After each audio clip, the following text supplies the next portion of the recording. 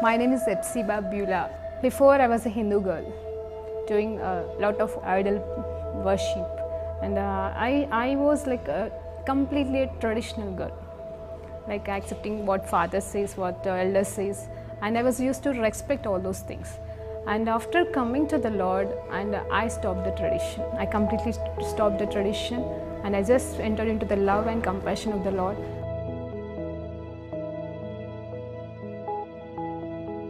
My parents arranged for the marriage, and it was like a 2 months gap from the arrangement to the marriage. And immediately after marriage, like he said, like I don't like you. I just want to leave, and he left. Even I was pleading him, I was begging him, and I was asking him to come back, but it never happened. If he is not going to come to me, I want to die that. If he is going to be separated from me, I should die.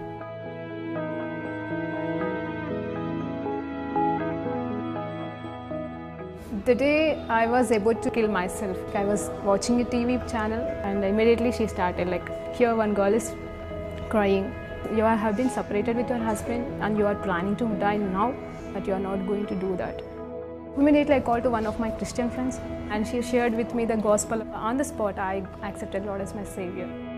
The next moment, I felt free from the burdens and all kind of thoughts, and everything left me. Praise Lord అండి. దేవునికి మహిమ కలుగును గాక. ప్రార్థన చేసుకుందాం. పరిశుద్ధ గొప్ప దేవా, నీకు స్తోత్రం, స్తుతి, మహిమ, ఘనత, ప్రభావం చెల్లించుకుంటున్నాం నాయనా. అవును తండ్రి ప్రభా, మరి నీ పరిశుద్ధత గురించి ఈ మధ్య కాలంలోనూ ప్రభా మేము రోజు నేర్చుకుంటా ఉన్నాము తండ్రి. నాయనా, పరిశుద్ధత లేకుండా ప్రభా నేనైతే సంతోష పెట్టలేము కాబట్టి నాయనా తండ్రి, పరలోక వారసులం కాలేము కాబట్టి కృప చూపిస్తున్నావు తండ్రి, నీకు వందనాలు.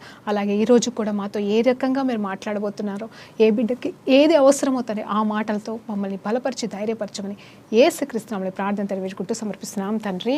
ఆమేన్. ప్రైజ్ లార్డ్ అండి. దేవునికి మహిమ కలుగును గాక. మరి ఈరోజు దేవాది దేవుడు మనకిస్తున్న మాట ఏంటంటే, హూ ఐ యామ్, ఈయనెవరు. హల్లెలూయా. అంటే హూ వి ఆర్, మనము ఎవరమై ఉన్నాము. అవునండి, గత కాలంలో మనము కొన్ని వచనాలు, కొన్ని వాగ్దానాలు నేర్చుకున్నాము. మరి దేవుడు పెళ్లి కుమార్తెగా మనం ఉన్నామని చెప్తున్నాము. అలాగే ఇంకా మనం ఎవరమై ఉన్నాం. అవునండి, ఈ మాటలు మనం తెలుసుకోవాల్సిన వారుగా ఉన్నాం. ఎందుకంటే ఈ లోకం ఎలా అయిపోయిందంటే, మరి ఎంతసేపు పాపమే కనిపిస్తుందండి. చుట్టూ పాపమే, మనలో పాపమే. కానీ నిజంగా మనలో ఉన్న దేవుడు ఉన్నాడు. మనము పరిశుద్ధంగా జీవించలేకపోతున్నాం. కానీ మనం ఎవరము అనేది గుర్తింపు అనేది ప్రతిరోజు మనం జ్ఞాపకం చేసుకుంటే మనము కనీసం పవిత్రంగా జీవించగలమండి. అవునండి, ఆయనతే సహాయం చేస్తాడు, ఆయనతే ఇష్టపడుతున్నాడు మనల్ని పవిత్రపరచడానికి. కానీ మనము కూడా ఈ సత్యం నుండి తొలగిపోకుండా ప్రతిరోజు వీటి గురించి ధ్యానించవలసిన వారుగా ఉన్నాం. అది ఎలా ధ్యానించాలి అంటే, అది మనకి అలవాటు అయ్యేంతవరకు, అది మనలో మరి భాగమయ్యేంతవరకు, నేను ఎవరిని అనేది నీ మైండ్లో మరి అది ముద్రీకరించబడాలి అనే దాని గురించి. సో ఈరోజు హూ ఆర్ యూ, ఎవరు నువ్వు అనే మాట మీద మనం నేర్చుకోబోతున్నామండి. దేవునికి మహిమ కలుగును గాక. ఎవరు నేను, దేవునికి మహిమ. ఎవరు అండి మనం? దేవుని ఆలయం అంట. ఆ మాట మనకి తెలిసిందే. దేవుని ఆలయమై ఉన్నాము, దేవుని బిడ్డలమై ఉన్నాము, ఆయన వారసులమై ఉన్నాము. ఆయన మనల్ని కొనుక్కున్నాడు, మనం ఆయన సొత్తై ఉన్నాం కదండి. ఎన్ని పేర్లు అండి మనకి ఎన్ని పేర్లు పెట్టాడు. ఆయనకి ఎన్నో పేర్లు ఉంటాయి. ఆయన ఇంకా అంతకంటే ఎక్కువ పేర్లు మనకి ఇచ్చి ఉన్నాడు. ఆయన బిడ్డలమంట, ఆయన స్వకీయ జనమంట, మనం రాజులమంట, యాజకులమంట, మరి ఆయన కోసము ఏర్పాటు చేయబడిన వారమంట, మరి ప్రత్యేకమైన జనాంగమంట, ప్రత్యేకించబడిన వారమంట. హల్లెలూయా. దేవునికి మహిమ కలుగును గాక. నేనేమి ఇక్కడ ఏవి రాసి పెట్టుకోలేదని అవన్నీ దేవుడు గుర్తు చేస్తున్నాడు. మరి నువ్వెవరు అంటే, మరి నీ లిస్ట్, ఈ పేర్లండి, ఈ పేర్లన్నీ నీవే, నావే, మనవే. దేవునికి మహిమ కలుగును గాక. అయితే మరి ఒక్కసారి ఎబ్రియలు రాసిన పత్రిక 3వ అధ్యాయం 3వ వచనం నుండి 6వ వచనం వరకు ఒకసారి చదివి దాని గురించిన మాటలు మనం ముందుకు సాగుదాం. అయితే ఈరోజు నువ్వు ఎవరివనే సత్యం నీకు తెలిస్తే నీకు నెమ్మది కలుగుతుంది అనే మాటని మనము ధ్యానించబోతున్నాం. మొట్టమొదటిగా మరి ఎబ్రియలు రాసిన పత్రిక 3వ అధ్యాయం 3 నుండి చదువుతున్నానండి. ప్రతి ఇల్లును ఎవడైనను ఒకని చేత కట్టబడును, సమస్తమును కట్టిన వాడు దేవుడే. ఈ ఇంటి కంటే దానిని కట్టిన వాడెక్కువ ఘనత పొందునట్లు ఈయన మోషే కంటే ఎక్కువ మహిమ నాకు అర్హుడు అని ఎంచబడి ఉన్నాడు. ఇక్కడ దేవుడి గురించి మాట్లాడుతున్నాడు, మరి దేవుని సన్నిధి గురించి మాట్లాడబడుతుంది. అయితే దీనికంటే ముందు వచనాలు ఏమనంటే ఇందువలన అంటే అక్కడ ఆ హెబ్రీ గ్రంథకర్త మాట్లాడుతూ వస్తూ ఏమంటున్నా అంటే పరలోక సంబంధమైన పిలుపులో పాలు పొందిన పరిశుద్ధ సహోదరులారా. చూడండి, ఇందువలన అంటే దానికంటే ముందు కొన్ని మాటలు ఉన్నాయండి. శోధించబడినను మనము సహాయం లేని వారము కాదు, దేవుడు మనకు సహాయం చేస్తాడు, మనకు తోడుగా ఉన్నాడు అనే కొన్ని మాటల గురించి ధ్యానిస్తూ అక్కడ మనకి బోధిస్తూ ఇక్కడ ఏమంటున్నా అంటే ఇందువలన పరలోక సంబంధమైన పిలుపులో పాలు పొందిన పరిశుద్ధ సహోదరులారా. ఎంత చక్కటి మాట అండి, ఇంత గొప్ప పిలుపు. ఇదైతే నేను మర్చిపోయాను, చెప్పలేకపోయాను అని చిన్న చిన్న పలుకుల్లాగా చెప్పాను, బిడుదుల్లాగా. కానీ ఇక్కడ చూడండి, ఎవరంట మనం పరలోక సంబంధమైన పిలుపులకి మరి మనము పాలు భాగస్థులమయ్యామంట, పరిశుద్ధమైన సహోదరులమంట. మరి మనము ఒప్పుకొనిన దానిని అపోస్తులుడను ప్రధాన యాజకుడైన యేసు మీద మరి లక్ష్యం ఉంచడి మనం ఆ సత్యాన్ని నమ్మిన వారంగా ఉండాలి. అయితే దేవుని ఇల్లంతటిలో మోషే నమ్మకమైన వాడిగా ఉండునట్టు మరి ఈయన కూడా తన్ను నియమించిన వానికి నమ్మకంగా అంటే మోసెస్ గురించి మనకు తెలుసు కదండి. ఆయన ఇల్లంతటిలో మరి దేవాది దేవుడు సాక్ష్యం ఇస్తున్నాడు ఆయన గురించి ఆయనకు పేరు పెడుతున్నాడు. ఏంటంటే నమ్మకమైన వాడు, సాత్వికుడు అని చెప్పేసి మోసెస్కి పేరు పెట్టుకున్నాడు. అబ్రహాంకి స్నేహితుడు అని పేరు పెట్టాడంట. అలాగే నమ్మకమైన వాడని పెడుతూ ఇంకేమంటున్నాడంటే ప్రతి ఇల్లు మరి అట్లనే ఈయన కూడా మరి అంతకంటే కూడా నమ్మకమైన వాడు. ఎవరికి నమ్మకమైన వాడు? దేవునికి నమ్మకమైన వాడు. మనం ఎవరికి మన పక్క వీళ్ళకి నమ్మకంగా ఉండడం అవసరం అండి, కాదనట్లే. కానీ మనం ఎవరికి నమ్మకమైన వారిగా ఉండాలి అంటే దేవునికి నమ్మకమైన వారిగా ఉండాలి. అయితే యేసు ప్రభు వారు కూడా మరి మోసెస్ కంటే కూడా నమ్మకమైన వాడిగా బైబిల్ చెప్తుంది. అయితే ప్రతి ఇల్లును ఎవడైనా ఒకరి చేత, ప్రతి ఇల్లు అంట ఎవరి చేతనైనా ఇప్పుడు నువ్వు ఒక ఇల్లు కట్టుకున్నావండి, ఆ ఇల్లుకి ఒక పేరు నువ్వు పెట్టినా, నువ్వు పలానా వారి నిలయం అని పేరు పెట్టుకున్నా, ఏం పెట్టుకున్నా కూడా ఆ ఇల్లు ఎంత బాగున్నా, ఎంత అందంగా ఉన్నా, ఎంత గొప్పగా ఉన్నా, అది పెద్ద ప్యాలెస్ అయినా సరే అది ఎవరిది అనే పేరే ఉంటుంది, కానీ ఆ ఇంటికి ఒక పేరైతే ఉండదండి. అది గుర్తుంచుకోండి. అంటే ఆ ఇంటికి విలువ, ఆ ఇల్లు గొప్పదే, శ్రేష్టమైనదే. ప్రపంచంలో అంతకంటే గొప్ప ఇల్లు లేకపోవచ్చు, అదే శ్రేష్టమైన ఇల్లు కావచ్చు, కానీ అది ఎవరిదో అది ప్రాముఖ్యత ఉంటుందండి. ఫస్ట్ అది ఒకవేళ రెంటెడ్ అయినా సరే, అది ఒక ఆర్గనైజేషన్ కింద ఉన్న ఒక ఆఫీస్ లాగా ఉన్న అది ఏదున్నా కానీ ఆ ఇల్లు ఏ రకంగా కట్టినా, ఎట్లా కట్టినా, ఎవరు దాన్ని వాడుతున్నారు, ఎవరు దాన్ని కట్టారు, దాని మీదనే దాని గుర్తింపు ఉంటుంది, కానీ దానికంటూ ప్రత్యేకమైన గుర్తింపు ఉండదు కదండి. అలాగే మనము కూడా ఎవరమై ఉన్నామంటే ఆయన ఇల్లుగా మరి వాక్యం చెప్తుంది. ఇక్కడ మరి చదువుదామండి, వచనాలు చదువుతూ ముందుకు సాగుదాము.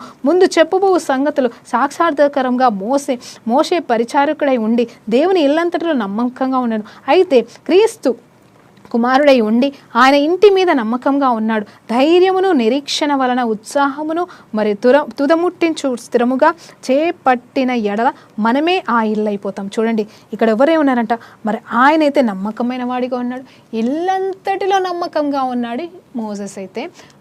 అలాగే మోసెస్ కంటే కూడా అంతటిలోకి వెళ్ళి నమ్మకమైన వాడు దేవుడే ఉన్నాడు.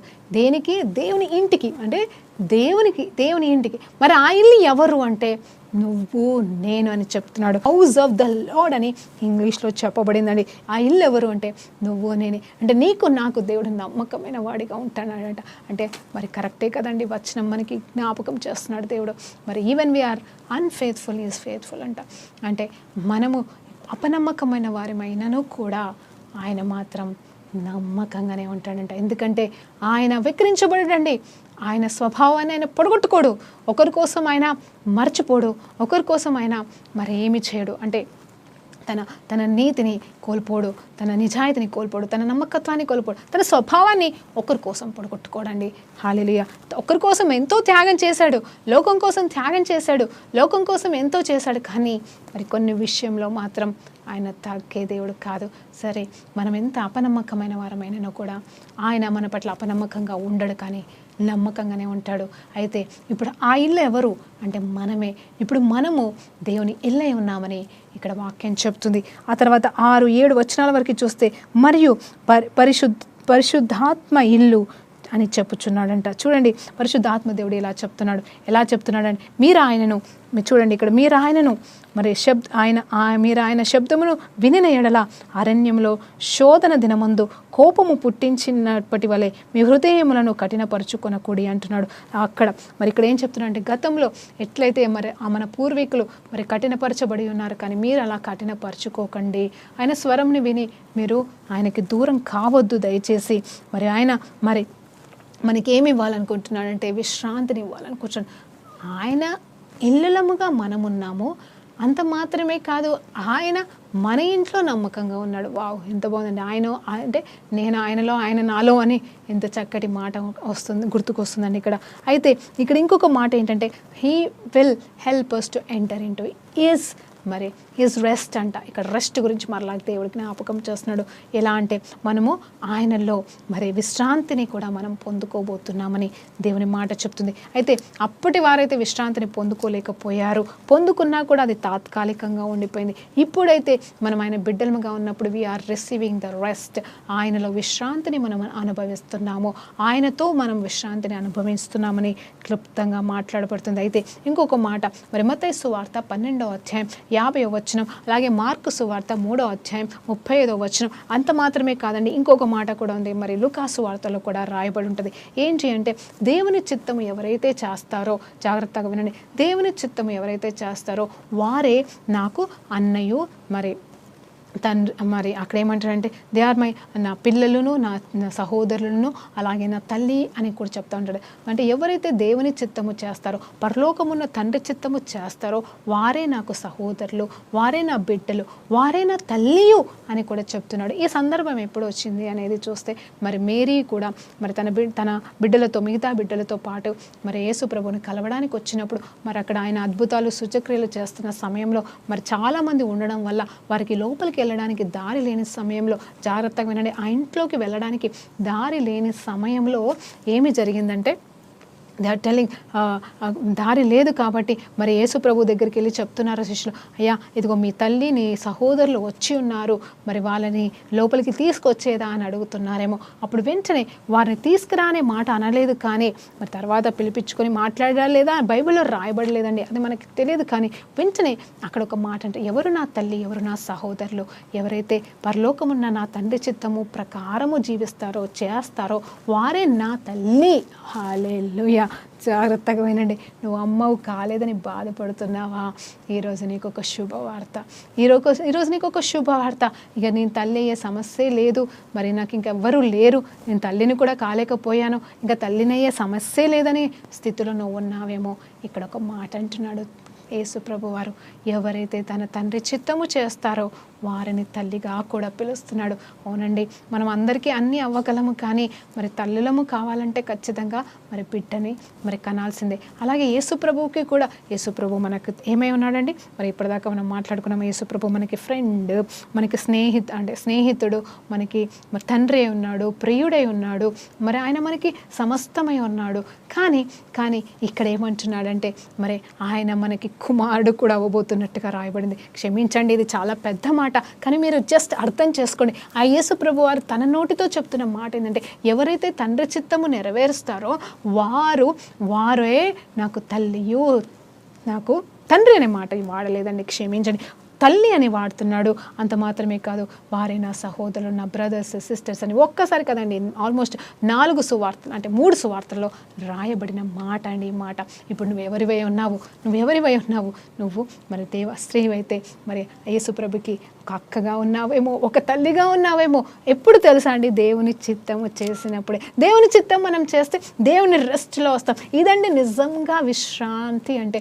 ఎంత నెమ్మదినిస్తో తెలుసా అండి. నిజంగా చెప్పాలంటే ఈ మాటతో దేవుడు నాతో మాట్లాడాడు కాబట్టి, నన్ను బలపరిచాడు కాబట్టి మీకు చెప్పడానికి నేను ధైర్యం చేస్తున్నాను. ఒకానొక సమయంలో మదర్స్ డే అనుకుంటానండి, ఆల్మోస్ట్ 2009లో అనుకుంటాను, కొత్తగా రక్షణ తర్వాత మరి నేను అడిగాను. ఆ రోజు మదర్స్ డే రోజు చర్చ్కి వెళ్ళేసి వచ్చామండి. ఫ్రెండ్స్ అంతా కలిసి వెళ్ళేసి వచ్చిన తర్వాత అందరం మదర్స్ డే అని హ్యాపీ మదర్స్ డే అని చెప్పుకుంటా ఉన్నాం, తల్లుల దినోత్సవం అని చెప్పుకుంటా ఉన్న సమయంలో నేను ఆటోలో అంటే నా సొంత అభిప్రాయం చెప్తున్నాను, నా అనుభవం చెప్తున్నానండి. ఇక్కడ ఎవరిని నేను తక్కువ చేయడానికి ఎక్కువ చేయడానికి అని కాదు. ఒకవేళ వాక్యానికి విరుద్ధమని మీరు అనుకుంటే దయచేసి మీరు అపార్థం చేసుకోకూడదు. నా అనుభవాన్ని మాత్రమే నేను చెప్తున్నాను. ఆయన వాక్యము నన్ను ఎట్లా ఆదరించిందో, నన్ను ఎలా బలపరిచిందో మాత్రమే చెప్తున్నాను. అయితే అక్కడ ఏమైందంటే, ప్రభా నువ్వు నాకు అన్నీ అయ్యావు ప్రభా, ఇట్లనే అన్నానండి. నాకు అన్నవయ్యావు ప్రభా, అన్న అంటాం కదండి, ఏసైనా అన్న అంటాం. నువ్వు అన్నవయ్యావు తండ్రి, నాకు తల్లిలాగా లాలిస్తున్నావు, తండ్రిలాగా చూసుకుంటున్నావు, నాకు భర్తవంట నువ్వు, నీకు స్తోత్రమయ్యా, నాకు భర్తవయ్యావు, అవును నాకు స్నేహితుడు అయ్యావు, నా ప్రాణప్రియుడు అయ్యావు, నాకు అన్నీ అయ్యావు ప్రభా, నా బిడ్డవైతావా అన్నానండి. నిజంగా అంటే నాకు ఆ ఫీలింగ్ ఎందుకు వచ్చిందో నాకు తెలియదు. మరి మదర్స్ డే రోజు నేను మా అమ్మ గురించి ఆలోచించాలి అని అమ్మలాగా నేను యేసుప్రభు మీద ఆధారపడాలి, కానీ నేను ఆ సమయంలో ఎందుకో తెలియదు, మరి నాలో ఉన్న ఆ తల్లి తత్వం బాధ పెట్టిందో నాకు తెలియదు. కానీ ఒకటే అనిపించింది ఏంటంటే, ప్రభా నాకు బిడ్డవైతావా అని చెప్పేసి అనగానే ఇట్లనే క్షమించు ప్రభా, ఇంత పెద్ద మాట అన్నాను, నువ్వు నాకు బిడ్డవేంటి ప్రభా, నన్ను క్షమించు ప్రభా అని ఏడుస్తూ ఉన్నాను, కన్నీరు కాడుస్తున్నాను.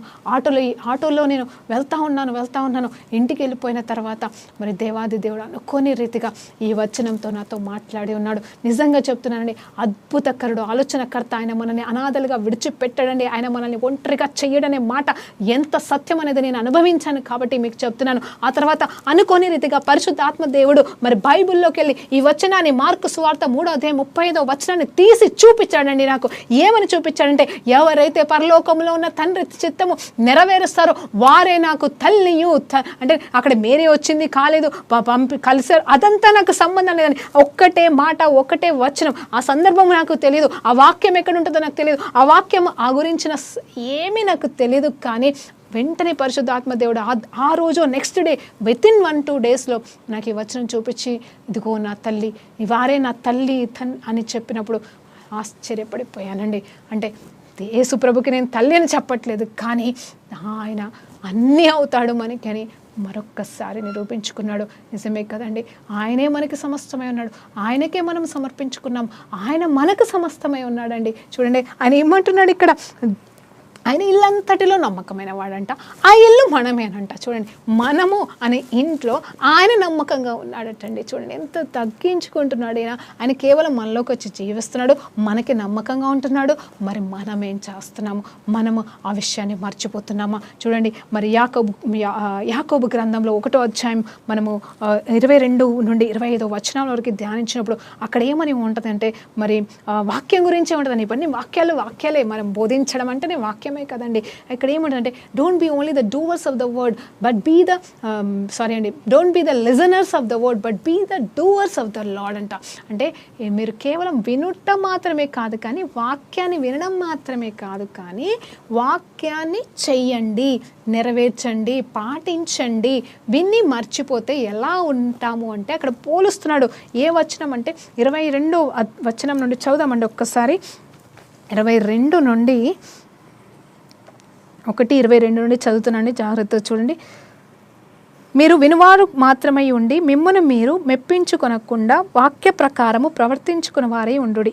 ఎవడైనను వాక్యమును విను వాడై ఉండి దాని ప్రకారము ప్రవర్తింపని వాడైతే వాడు, చూడండి, విని పాటించకపోతే వాడు అద్దములో తన ముఖమును చూచుకొని మనుష్యుని పోలి ఉన్నాడు. వాడు తన్ను చూచుకొని అవతలికి పోయి తానెట్టి వాడో వెంటనే మర్చిపోవును కదా. చూడండి, నేను ఈ వాక్యము నిజంగా నాకు ఆలోచన చేస్తే వాక్యం గురించి మాట్లాడుతున్నాడు ఆ ముందు వచనాలు. తర్వాత చూస్తే అర్థంతో పోల్చడం, అంటే వాక్యాన్ని విని పాటించకపోతే, అంటే ఇవన్నీ అర్థం చేసుకొని వాటి ప్రకారంగా మనం జీవించకపోతే ఎలా అని పోలుస్తున్నాడంటే ఇక్కడ యాకోబు గారు, అద్దంలో మన ముఖం మనం చూసుకుంటే మళ్ళీ వెంటనే పక్కకి వెళ్ళిపోతే మర్చిపోతాం. నిజంగా చెప్పండి, అద్దంలో నా ముఖం నేను చూసుకొని వచ్చాను ఇంతకుముందు, నా ముఖం నేను మర్చిపోను కదా.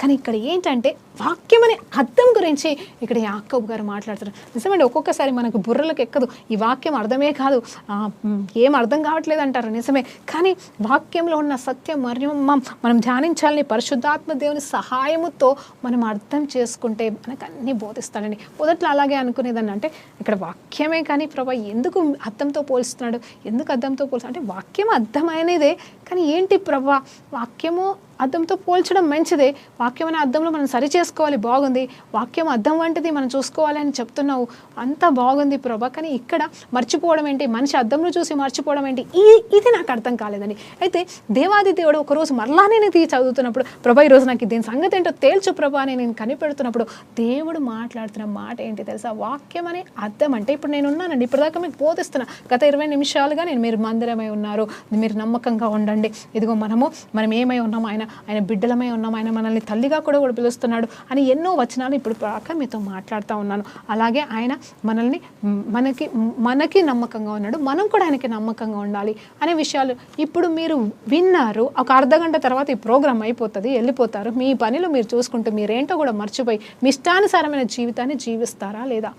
జీవిస్తున్నాము, అలాగే జీవిస్తున్నాం కదండి, ప్రయాసపడుతున్నాము, మారడానికి ప్రయాసపడుతూ మరి కొంతమంది బాగుంటారు, 50% పాటిస్తారు, కొంతమంది కొంచెం పాటిస్తారు, కొన్ని రోజులు కొంతమంది అలా మరి మర్చిపోతున్నాము. వాక్యం అనే అద్దాన్ని మర్చిపోతున్నాం. ఈ వాక్యమే అద్దంతో పోల్చబడింది, దీన్ని మర్చిపోయి ఏమైపోతున్నామంటే మరలా దిగజారిపోతున్నాం. విన్నప్పుడు బాగుంది, అదే కదండి విత్తనం. అక్కడ మరి విత్తనం గురించి ఉపమానం యేసు ప్రభు వారు చెప్తారు. ఎక్కడ బండ పైన వేసిన విత్తనము, మరి ముళ్ళ పొదల్లో వేసిన విత్తనము, మంచి నేల పైన వేసిన విత్తనం గురించి మాట్లాడుతూ మరి అది 30 అంతలు 60 అంతలు 100 అంతలుగా ఫలిస్తుంది.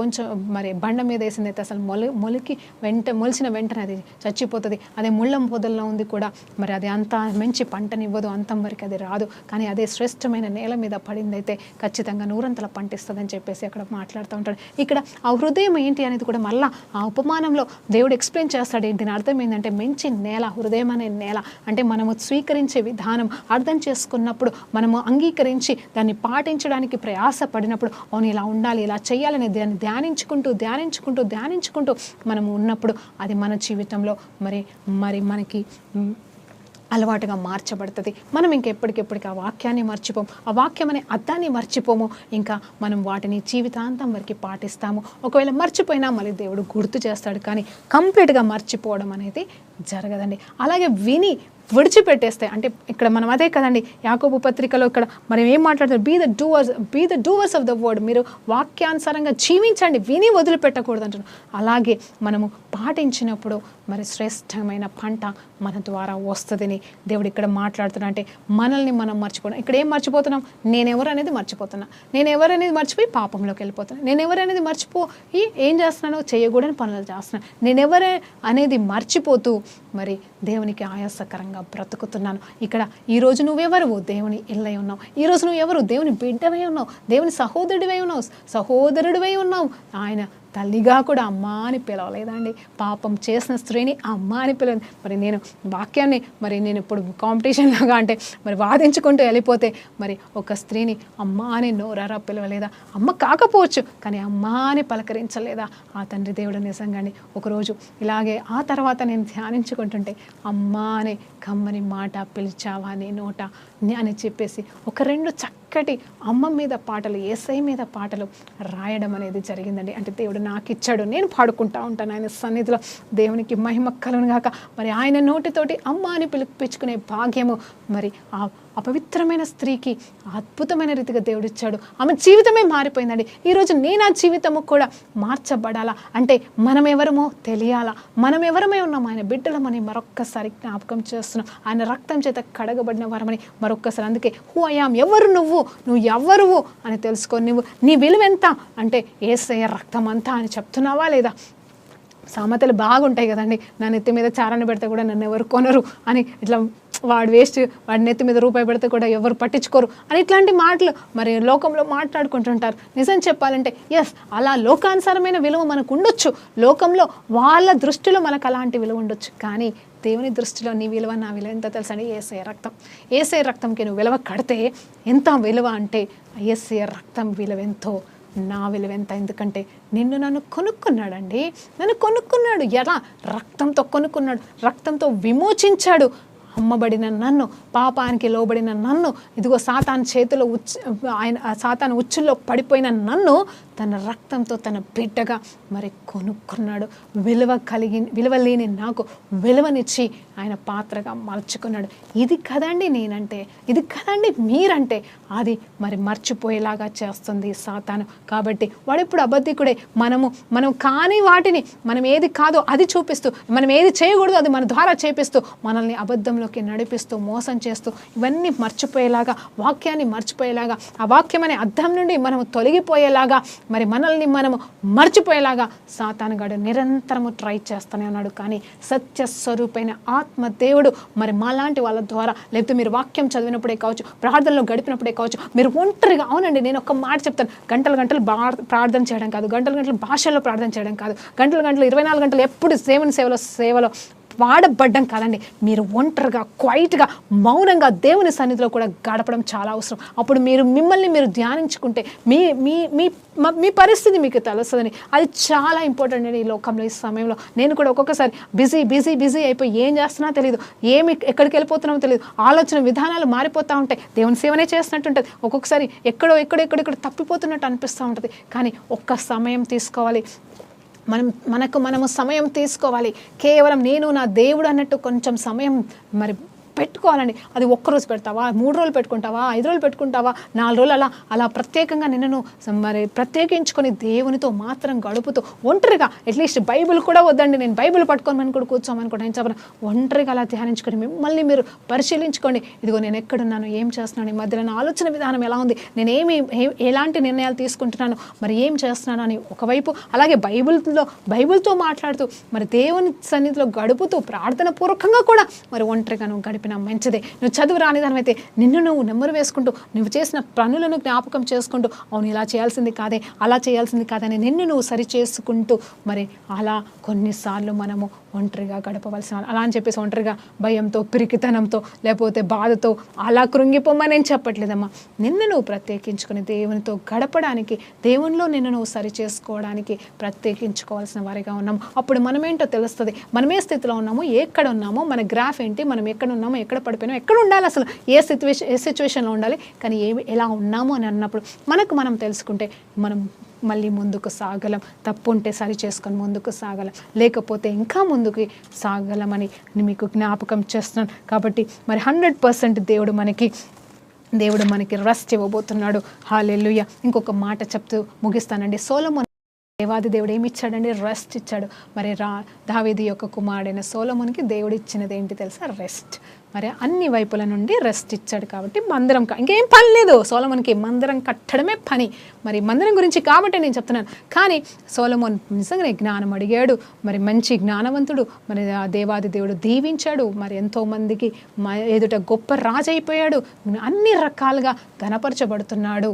కానీ రెస్ట్ ఇచ్చిన ఆ సొలొమోను, రెస్ట్ పొందుకున్న సొలొమోను, దేవుని సన్నిధిలో గడుపుతూ ఆనందించాల్సిన సొలొమోను ఏం చేశాడు తెలుసా అండి? ఎంతోమంది భార్యల్ని, అది అన్య దేశపు రాజ్యానికి సంబంధించిన మరి బిడ్డల్ని పెళ్లి చేసుకొని, మరి వారి దేవతలకి విగ్రహాలు కట్టి, ఏది దేవుని మందిరాన్ని, పరలోక సంబంధమైన దేవుని మందిరాన్ని పెట్టాల్సిన, అలాంటి మందిరాన్ని, గొప్ప మందిరాన్ని కట్టిన సొలొమోను అన్య దేవతలకి మందిరాలు కట్టడం వల్ల ఆ రెస్ట్ అనేది పోయి ఏమైంది తెలుసా అండి? నెమ్మది పోయి మరలా యుద్ధాలు అనేది స్టార్ట్ అయిపోయాయి.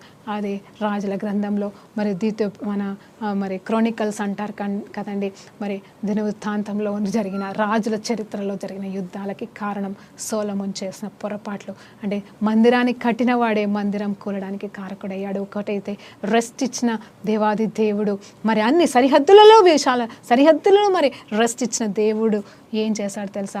మళ్ళీ సరిహద్దులు అంతా కూడా నాశనం చేశాడు. కోపం వచ్చింది దేవుడికి. అలాగే మనమైతే దేవుని ఇల్లులుగా ఉన్నాము కదండి. ఇప్పుడైతే అలాంటి యుద్ధాలు అయితే మనకి లేదు. మన పోరాటం, మన యుద్ధము మనతోనే, మనలోనే, మన మనసుతోనే, మన తలంపులతోనే, మన క్రియలతోనే. కానీ మనము సరి చేసుకోవడానికి ఎవరు అడ్డం రారని జ్ఞాపకం చేసుకోండి.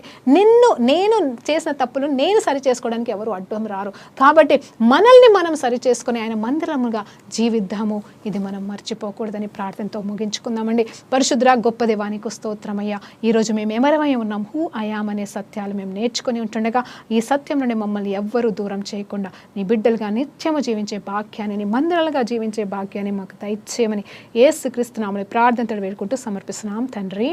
ఆమేన్. ప్రైజ్ లార్డ్ అండి. దేవునికి మహిమ కలుగును గాక.